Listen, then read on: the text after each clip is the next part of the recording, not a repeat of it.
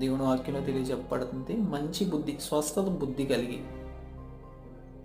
కొంతమందికి మంచి బుద్ధి అనేది ఉండదు.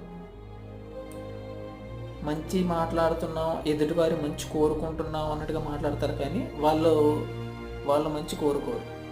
ఎదురింటి వాళ్ళు, ఉదాహరణకు పక్కింటి వాళ్ళు, కొంతమందిని మీరు ఇటువంటి వారిని ఫేస్ చేసి ఉంటారు.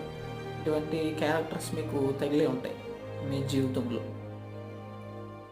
అంత మంచిగా మాట్లాడతారు, కానీ అది మన మంచి కోసం కాదు.